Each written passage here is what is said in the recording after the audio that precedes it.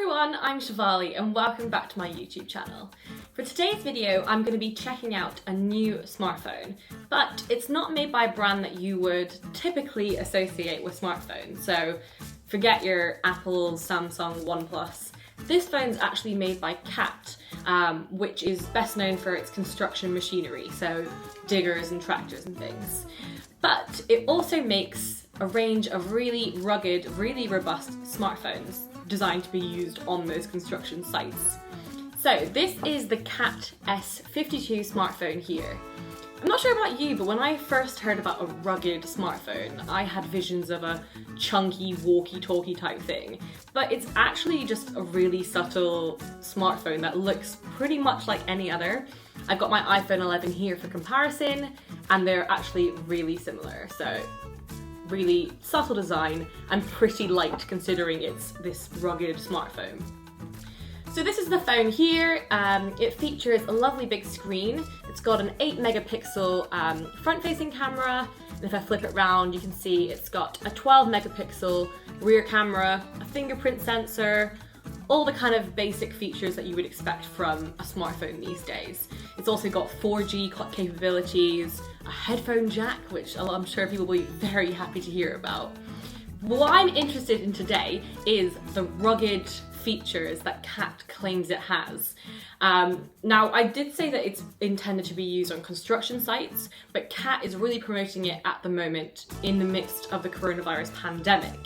And when I do some of the tests, you'll probably see why. So it's not calling it a rugged smartphone, it's calling it a washable smartphone. So let's get into some of the experiments, see if it really is as rugged as it promises.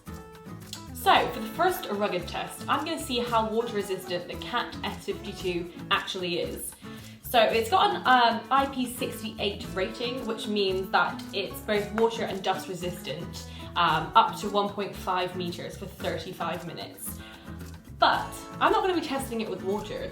I'm not going to be boring here on this channel. Instead, I'm going to be testing it by submerging it in bleach. Yeah.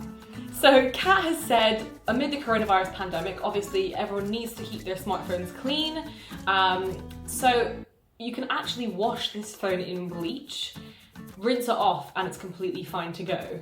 I'm slightly terrified that it's gonna get stuck in the ports or dye the back some kind of weird color, but they've said it's fine to do. So I'm gonna submerge it in bleach, leave it for around 35 minutes and see what happens. So let's pop this in here. I've got my bleach here. Please be careful, don't do this at home yourself unless you have this smartphone, and please be really careful using bleach. So I'm gonna, oh my god, this feels so wrong.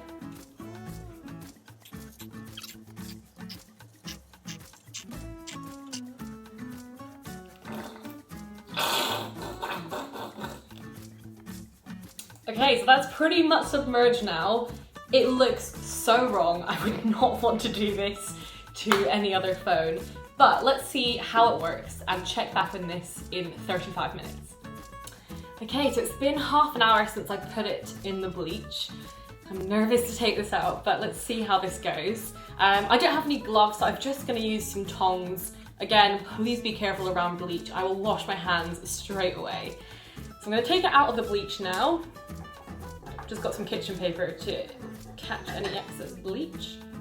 This looks so wrong. And I'm just gonna put it into a bowl of water here to wash off the excess. So, I've not turned it on yet, I'm nervous. It's not gonna come back on, we'll see. Okay, the moment of truth. Oh my god, it turns on fine. Can I? Okay, the fingerprint sensor is not working right now, but maybe because it's covered in a layer of bleach. So I'm gonna wash it off properly in the sink, but so far, so good. I can't believe it's turned on fine.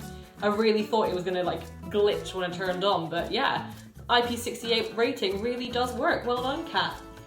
So yeah, I'm gonna give this a wash off and then it's on to the next experiment. So for the next test, we're going to see just how durable the Cat S52 is. So Cat says that you can drop this phone onto concrete from a height of 1.5 meters 30 times and it will be completely fine. And that's thanks to a Gorilla Glass 6 screen.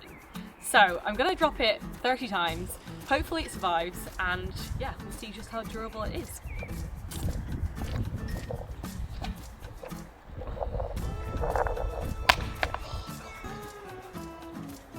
Number 1, down.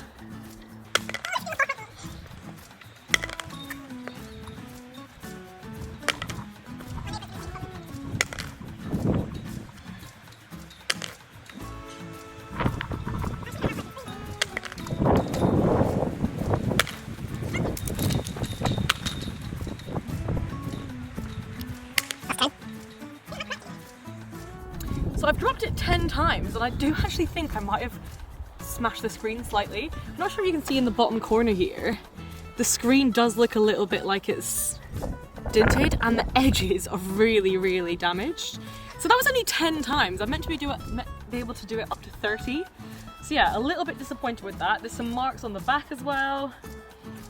I don't think I want to do it up to 30 times, but that's what they say we can do. We're going to do it another 20 times. Let's see.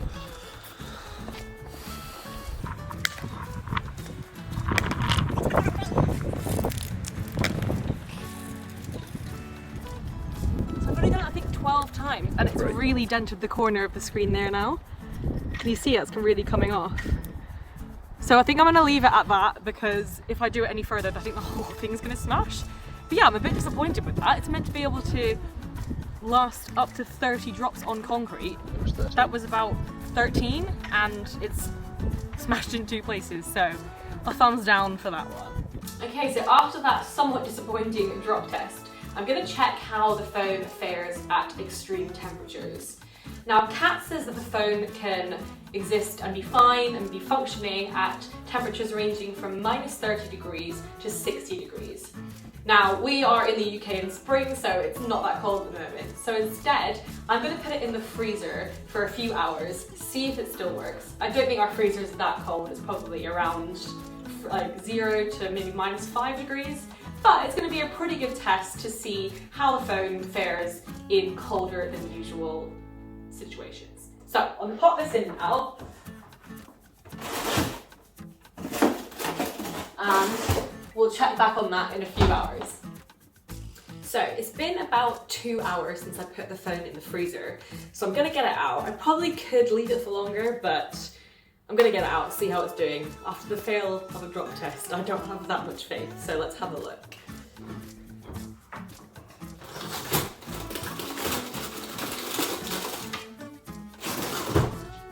So it feels absolutely icy cold.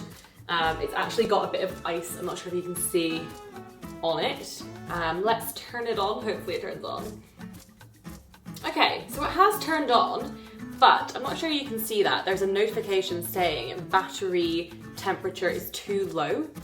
And that's only from being in my freezer, which is about 0 to -5 degrees. So yeah, a little bit disappointing. I mean, it works, I'm not complaining, but yeah, battery temperature too low. What's it gonna be like at -30? So yeah, a little bit disappointing. That is the end of all the experiments, so I'm gonna have a little conclusive roundup. But yeah, I'm sure you can tell it's not gonna be the most positive. So after the bleach, the drop tests, the freezer, I've finished all my experiments. I have to say I'm pretty disappointed. This is sold as this rugged phone that you can throw around and it's not gonna break. And literally throwing it 13 times just on concrete outside my flat and putting it in my freezer for 2 hours has found like 2 flaws in it. Like, I'm not sure you can see there. There's a proper crack in the top of the screen here. It's really peeling away. There's another one in the bottom there. And even though it's starting to warm up now, I've still got that notification saying battery temperature is too low. So yeah, for a supposed rugged smartphone, that's a little bit disappointing. But I can see why Cat is now promoting it as a washable smartphone. I mean, all of us have our smartphones all the time with us, whether it's when we're eating or even on the toilet. So the fact that you could wash this in bleach once a day rather than just giving it a quick wipe like most of us do is impressive. But if you're using this on a building site, you couldn't be dropping that like on rubble like multiple times a day. It would definitely just smash. What I would suggest is if you do work on a construction site and you're looking for a phone, that you just get a really good case and a screen protector for your normal smartphone. I know Mouse does a really good case for iPhones at the moment, which is basically unbreakable. So yeah, you're much better off doing that than paying, this is £449, which is quite a lot to pay for something that doesn't quite live up to its claims. So yeah, I'm sorry about that, Cat. I'm not that impressed, but had quite a lot of fun testing it out anyway. Anyway, that's going to conclude today's video. I really hope you guys have enjoyed it. If you want me to see me destroying any more smartphones, then please let me know in the comments below. And if you haven't already, please subscribe to my channel. I would really appreciate it. Thanks a lot, guys.